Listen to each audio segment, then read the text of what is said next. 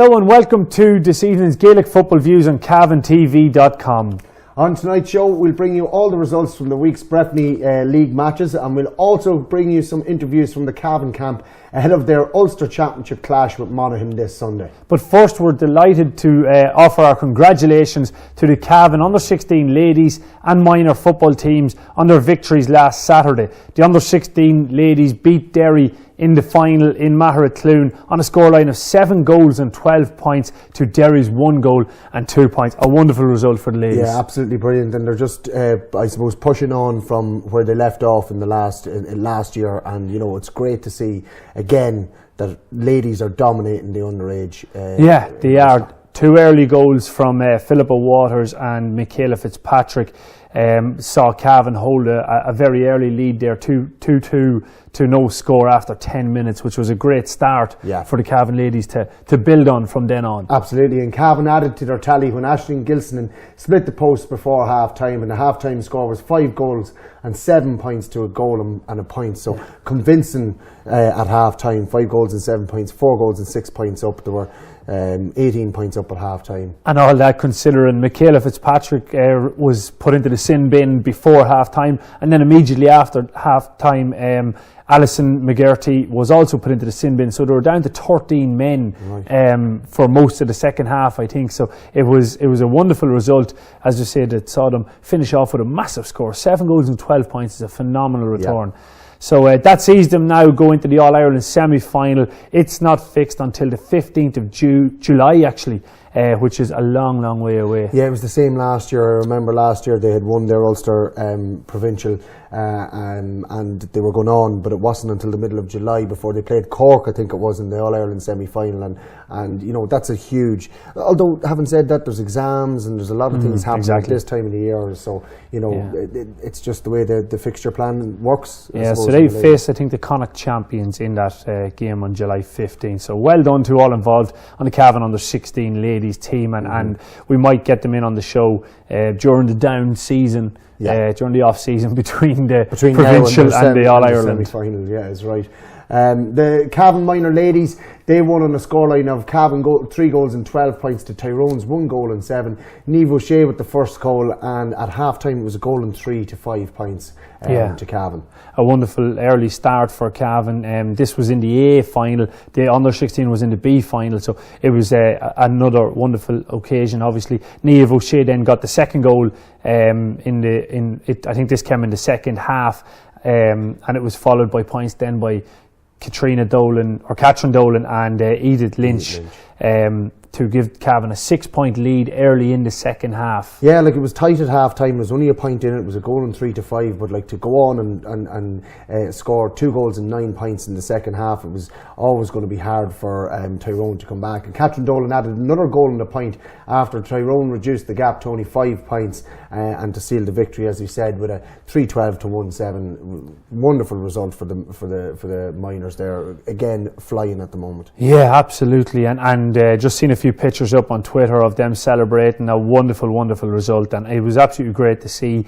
You know, a lot of hard work goes in. We had them on the show last week. They were well prepared, well focused, and even talking to them off air, you know, they were confident that if they played to their ability, that they were capable of going a step further this year. So hopefully that they can do that as they go into the All-Ireland series. So congratulations there. Absolutely, and we'll get on to it, but the Cavan Under-21 ladies, their championship is starting soon as well, so we'll come back to that with fixture in a few minutes. But well, actually, we'll go to it, because I'm not too sure if it's actually on that. It mightn't have just saved. So the Cavan Under-21s are taking on Monaghan in the Aisling Magor, I think it's called, tournament. Not 100% sure, but it's on Instradone on the Saturday. This coming Saturday, the 23rd of May. Yeah. So there we go. We can see the picture up on your screens now. Thanks very much to Brian for that, keeping us up to date. You'll see the fixture on your screens there. Cavan v Monaghan at 2 p.m. this coming Saturday, the 23rd of May in Stradone. So that's the opening game of the Aisling McGinn Midlin. Yeah, Midlin. under 21 championship. So, Yeah. best of luck. And anybody who's available on Saturday before the championship, I suppose on Sunday, the big one between Cavan and Monaghan, we're getting the curtain raiser with Cavan and Monaghan under 21 ladies in Stradone on Saturday. So well, it's a weekend of Cavan and Monaghan. It's a weekend of Cavan and Monaghan, is right. We'll be well familiar with each other, so we will after all of that. So that brings us on now to the local results, the club scene in Cavan, where the Breffni League was taking place this past Sunday. And the first game was in Division 1A, and that saw Castlerahan taking on Ramor, and the home side came away with a victory here. Castlerahan scored 12 points and Ramor finished with 11. Yeah, top of the table clash there. Castlerahan who've been in fine form, also Ramor who've been in fine form as well, so I'd say that would have been a good game to be at, but a good 1 point victory for Castlerahan. The next game saw Kingscourt taking on Mullaghorn, and the away side Mullaghorn came away with the victory here. It was 3 goals and 12 points to Mullaghorn, 10 points to Kingscourt. A huge win for Mullaghorn, who look like they're just starting to bounce back now. Yeah, a much needed win probably, because although they were very competitive in all the games, they weren't getting wins. But that's a big win now for Mullaghorn against a good Kingscourt team. Yep. I wouldn't say they're missing too many.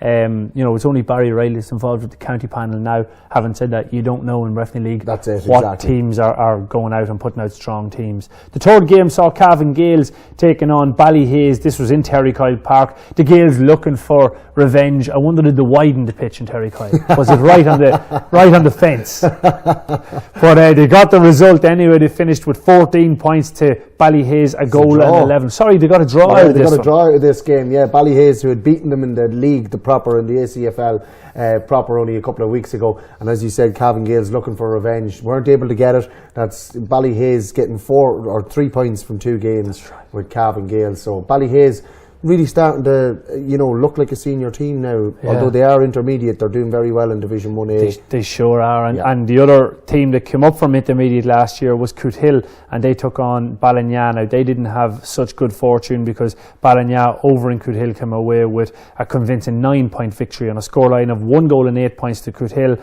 and 1 goal and 17 points to Ballina. So that's a big score. Yeah, very big score, and very convincing score there from Ballina. Coothill again, who've been showing a lot of form, have beaten Cavan Gaels, have put it up to some of the bigger sides.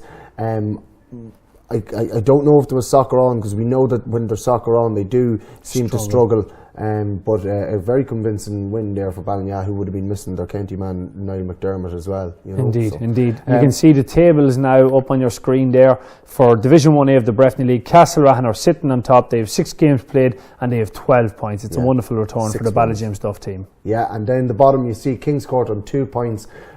Surprisingly enough, Coothill on 4, Lacken on 4, and Cavan Gaels actually on 4 points in the Breffni League. So all to play for that, I suppose. With 3 games left there's still a lot to play for. A lot of semi-final places up for grabs. Or I'm not sure if they play semi-finals in this division, but it's all to play for. And Ballyhaise sitting in second place on 9 points. It's wonderful to see them doing well in Division 1A. Only just came up to Division 1A this year, and they're really holding their own. So they sure are. That brings us on to the Division 1B results, and the first of them saw Red Hills taking on Cuchullins in Red Hills, and the home team.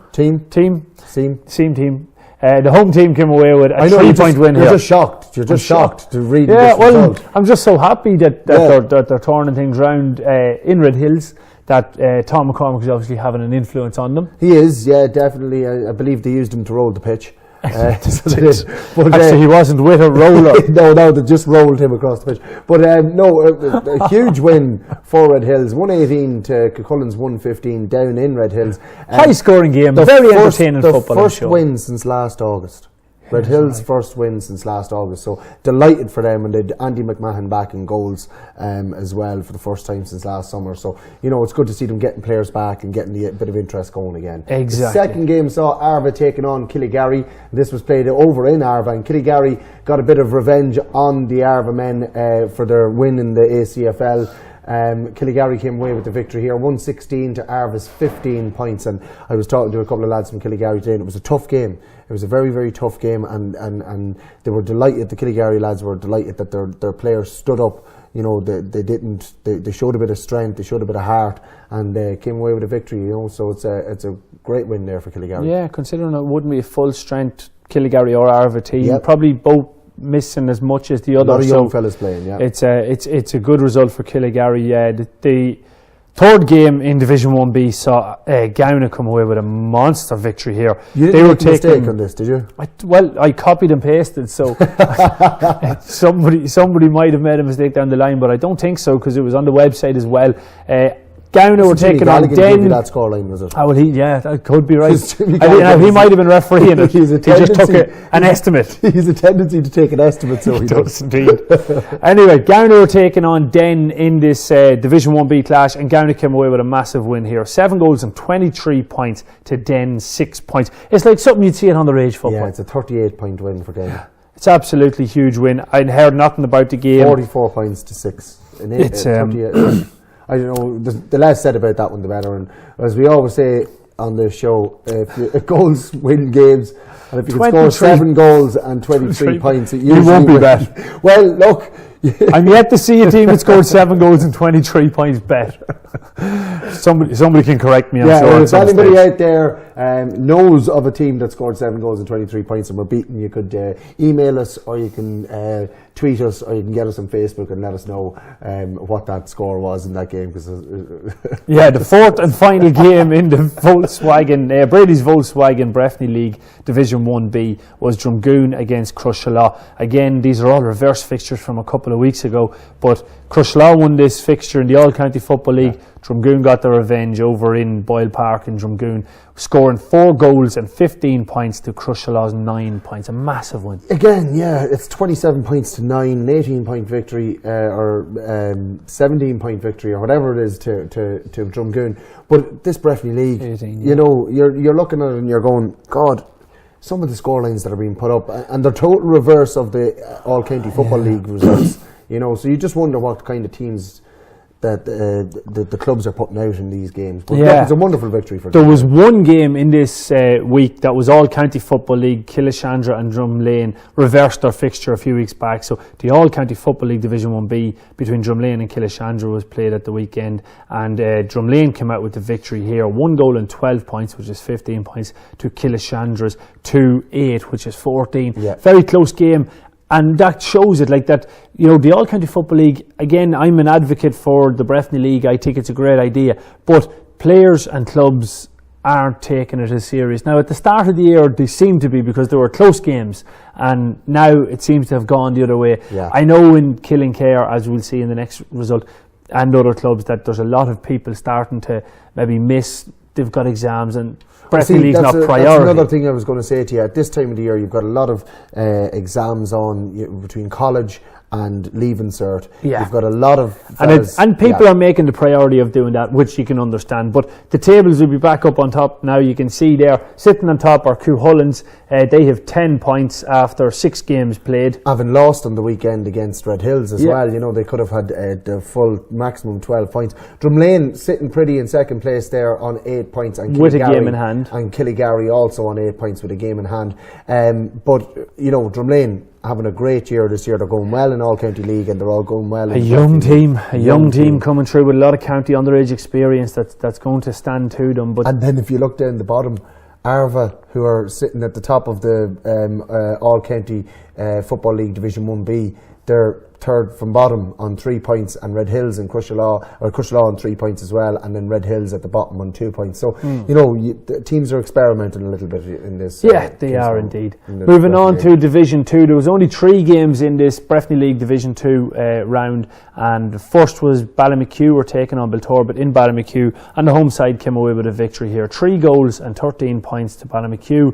Belturbet hit 4 goals and 7. Yeah. Belturbet are scoring goals for fun. They're scoring goals for fun, but they're not getting a lot of wins. Yeah, so they're not adding enough points. It's about 50%, I'd say, their win rate so far this year overall. But the Ballymacue, I seen them last week. Liam Buchanan being available for Breffni League is a huge plus to them. You know, they're going very well. He's dominating the middle of the field for them and driving forward. And, you know, they will score a lot. And like we seen with Cuchulains last year, Patrick Murtagh, he likes his teams to go out and attack, you know, and Ballymacue are doing that. They're picking up results in that Breffni League, and that was a big one against Belturbet. A very big and a high-scoring game, and Ballymacue came away with the 3-point victory. The next game saw Shercock taking on Damien's Killincare, and Shercock came away with the victory here on a scoreline of 1 goal and 13 points to Killincare's 8 points. You had drawn with them in the All-County Football League, and bit of an 8-point loss here against Shercock, over in Shercock. I suppose you were at the game. You can tell us a little bit about it. A bit of a throbbing. Unfortunately, we didn't. We started off quite well. Went into a 4-2 lead after maybe 10-15 minutes. We're playing lovely football, you know, moving the ball fast and everything. And then we just Shercock hit their purple patch, and we seemed to freeze and. The confidence seemed to have just been drained out of them. They're not just playing to their ability. Like they're good footballers in Killincare. There's lots of very good footballers, but at the minute, for one reason or another, they're not playing to their potential. Would you be hit with exams and stuff like that? Yeah, definitely. Now we were missing a lot. We were missing a lot, but I'm sure Shercock were as well. Exactly. You know, I wouldn't be using that as an excuse. Possibly, I would say that maybe I get very much into my teams when I'm managing, and I bombard them with as much information as possible. And I think that maybe it might have been a mistake in doing so. That I'm giving them all the stats, I'm giving them all the information, breaking down the game, and I think I might have stunned them a wee bit, overloaded it, and I think I'll have to hold up my hand and say that it's something that I have to adjust with them, because they're better footballers than they're currently playing. They're not playing anywhere near their potential, but it's my job to get them back up to that level. And I'm sure you'll figure it out, so you will as well. Exactly, hopefully anyway. But Lara were taking on Muncher Connacht in the last game of this Division 2, and they came away with a massive home win here. 4 goals and 21 points to Muncher Connacht's 1 goal and 5. So that's a big result for the Stradone outfit, who are doing quite well, as we'll see in the table in Division 2 there. They're sitting on top with 6 wins from 6 games. So the Breffni League is suiting Lara. They're cruising at top there. Again, another young team as well, with victories at underage level over the last few years. They're starting to bring them through slowly but surely, you know, and they're doing a good job out there in Lara. And that's a team that'll, you know, they'll push on in the next few years, Lara. Yeah, they definitely will. And Shercock, who we were playing at the weekend, obviously are sitting in second. They've only dropped 1 point in this Breffni League. Now they're showing consistency across both leagues, which is unique to probably, as we say, one team. Usually they're doing well in one league and not in the other, but Shercock are breaking that rule. There just seems to be 1 or 2 teams in each division that seem to be doing well in both Breffni League and in All County League. You'll see down the bottom there, St Mary's, Swan and Bar, Swatter sitting on 2 points, and Belturbet also on 2 points. Then you have Muncher Connacht on 4 and Killincare on 4. So there's still a lot of football to be played in this league as well, and you know, I'm sure, you know, it'll be different by the end of it, all right. So it will indeed. The Riverfront Hotel Breffni League Division 3 first class saw Cornafane taking on Templeport in Cornafane, and the home side came away with a victory in a massively high scoring game, which sounds quality entertainment. 4 goals and 11 points to Cornafane, 4 goals and 10 to Templeport. That's a game you want to be at. Yeah, and as we always say, if you can score 4 goals and 11 points and your opponents score 4 goals and 10 points, you'll always win that game. But like, oh my God, Templeport sitting 4 goals and 10 points. You know, you'd be so disappointed. You'd be so, you know, like, to come away and have not won that game is just crazy. Like, but you know, both teams doing very well. Again, Templeport again, another one of these teams with underage success at young and minors and whatever, and they're starting to come through. And Templeport, I'm so delighted to see a West Cavan team doing as well as Templeport are at the minute. The next game in Division 3 Breffni League saw Drung taking on Kill in this local derby, and Drung came away with a massive victory here. 4 goals and 19 points to 12 points, 4 goals and 7-point victory, 19-point victory for Drung against Kill in the local derby. That's it's actually even more convincing of a win than they got in the All County Football League. So Drung, you know, their team from All County Football League to Breffni League should be pretty much the exact same. Yeah. So they don't have they don't have anybody, I don't think, involved with county seniors at the minute. So no, they don't, and there'll be a few lads probably doing exams or whatever. Yeah, the surprising thing was the amount of games that were called off or postponed or given walkovers in all divisions. Well, sorry, I think Division 1 had a full round of fixtures, but other than that, every other division, I think there was games conceded. So it's disappointing that that's starting to happen. Swad conceded to Drumalee, or didn't turn up. Did they concede? I'm not 100% sure, because on the GU website yesterday, it showed that Swad had conceded. Sorry, that Drumalee had conceded. And then it changed later on that it was a point each, that it was a 0-0 draw.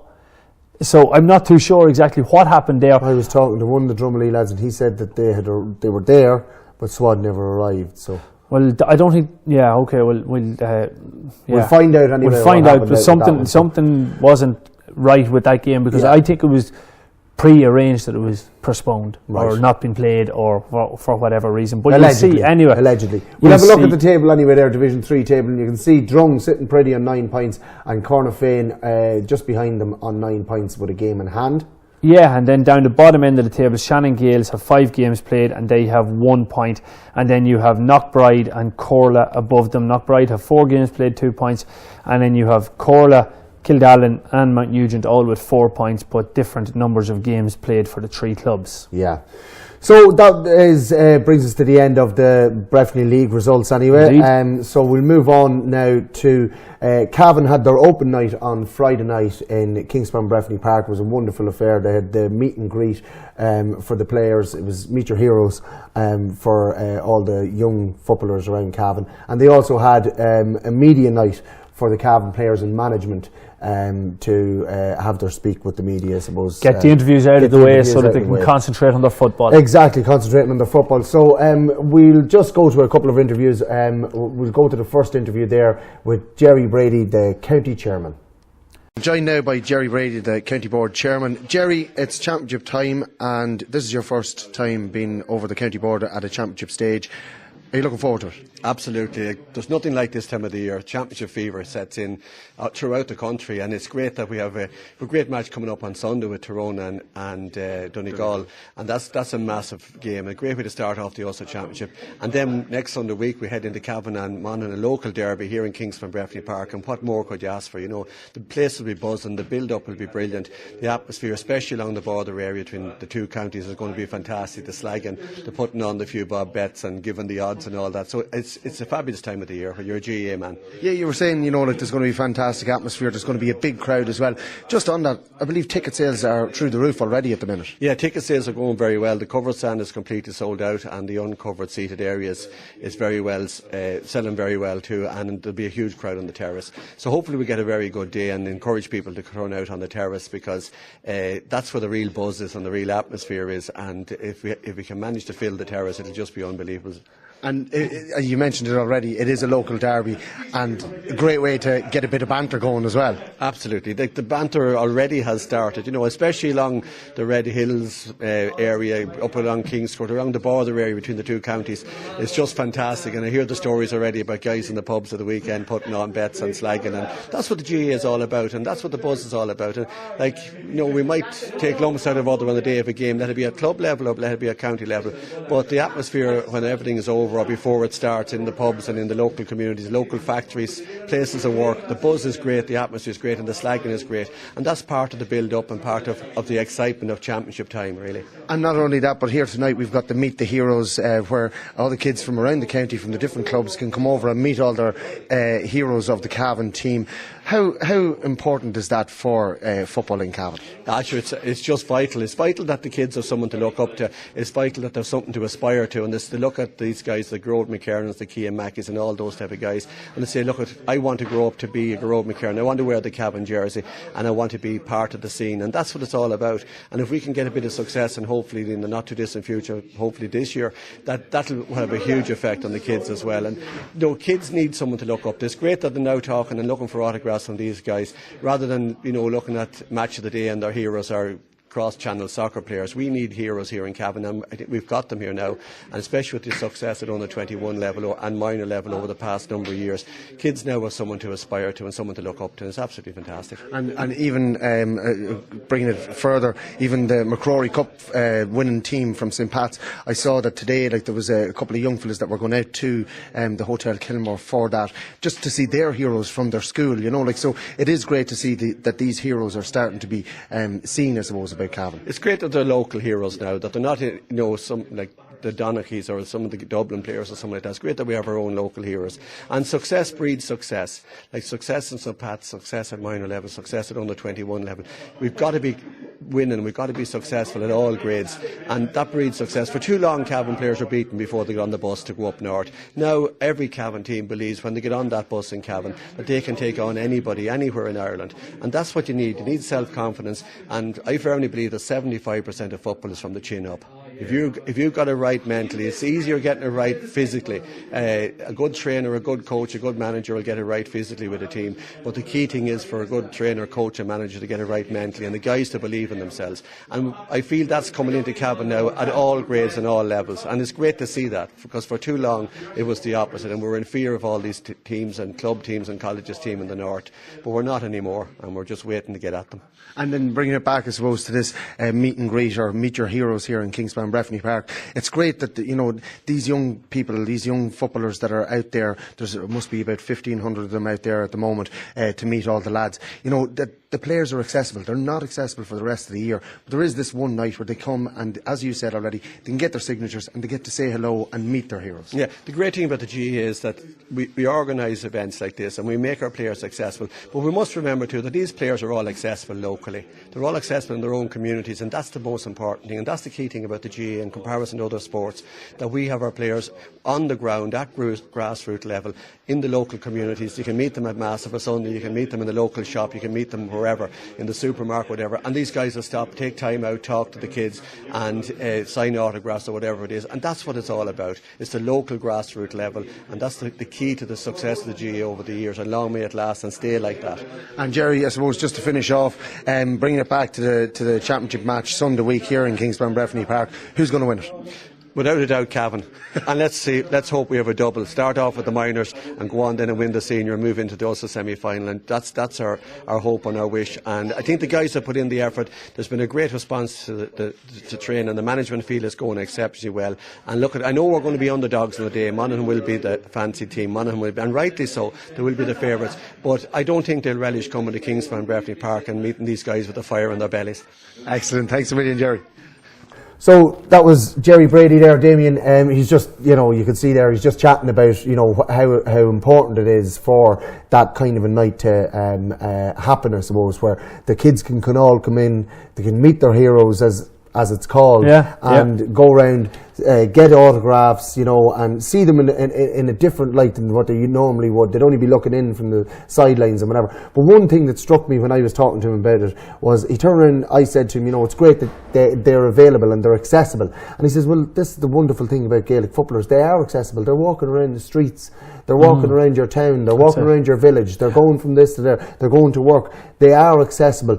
But to put on a night like this means that it is much easier for the players to go out and for all these little kids to go in and see their was it well attended? I obviously wasn't there. There was a great crowd. Now, having said that, the weather on the night wasn't the best, but there was a lot of kids there. So there was, I'd say they were expecting around 1,500 to be there. I don't think it was around 1,500, but it wasn't far off it. Wow, that's brilliant. There was it was kind of, there was a couple of different skills drills going on and whatever like that, and there was the players were walking around and just having a bit of crack, and they were talking to their friends and stuff, and all the kids were walking around and following them and whatever. But then all of a sudden, Cian Mackey and Killian Clark start playing ball with a couple of the lads, with a couple of the kids that were there, and then all of a sudden it was just a free-for-all. A game broke out. An actual game of football broke out with all the kids and all the players, and it was just wonderful to see it. Like, and I have to say, from doing the interviews with the players and doing the interviews with the management, they're very, very relaxed. They're very, very calm, and you know, to be going into an Ulster Championship like this, I think, you know, they're quietly confident. They're in the right frame of mind. Yeah, definitely in the right frame of mind. But I interviewed Cian Mackey then, so I did. So we'll just, if we can, we'll just cut to the Cian Mackey interview and we'll chat about that afterwards. Joined by Cian Mackey, member of the Cavan squad. Cian, championship time, this was all about for the players. Yeah, start of the year we got together in November and had a meeting, and we said we were going to put a big effort in before the championship, but get to concentrate in the league. But since the league is over, it's been all blazing for championship now. Yeah, you've been injured yourself since last year. How's your injury coming along now? Yeah, all's good now at the minute. Can't complain.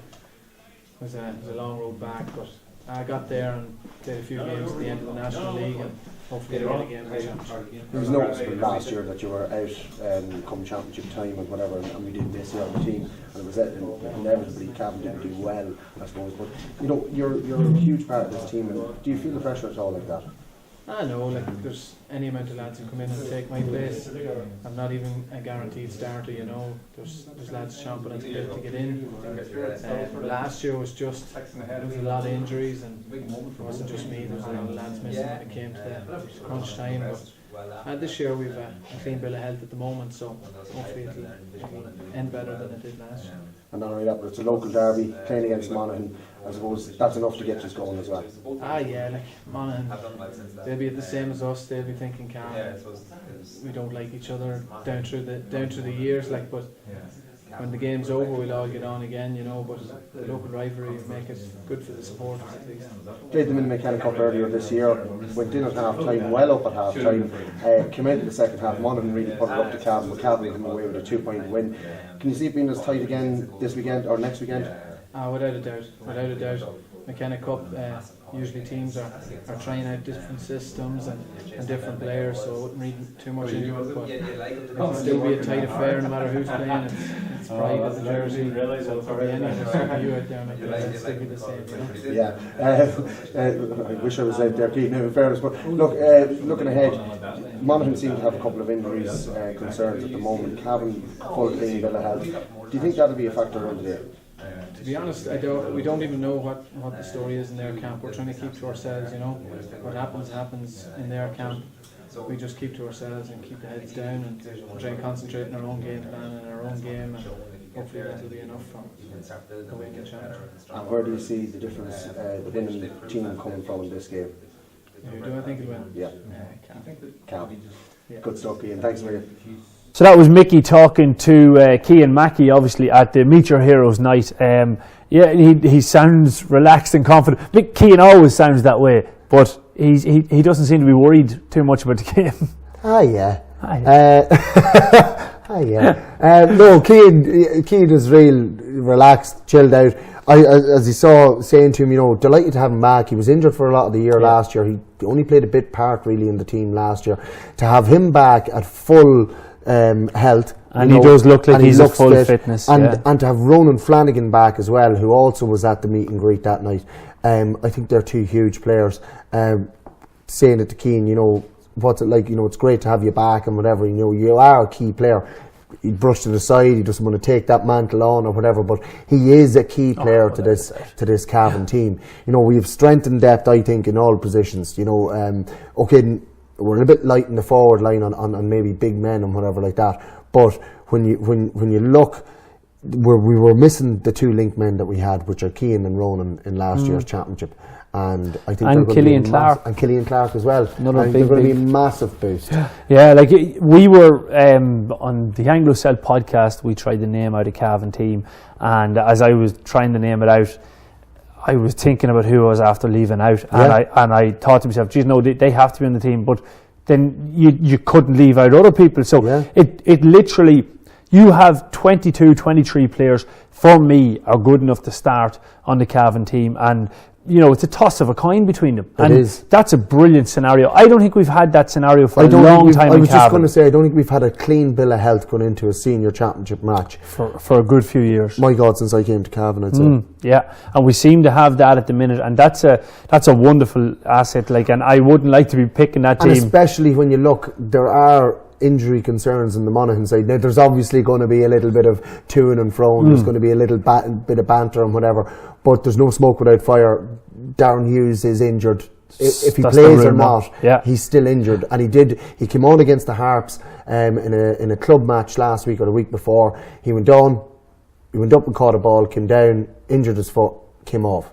Yeah. You know, whether or not he was saving himself for the game or not, he still went on and got injured slightly and came off. So that is an injury concern. Drew Wiley as well. You know, there are. And I don't think Walsh is back as either. well. You know, so like whereas Cavan have a clean bill of health. Look, I'm touch wood.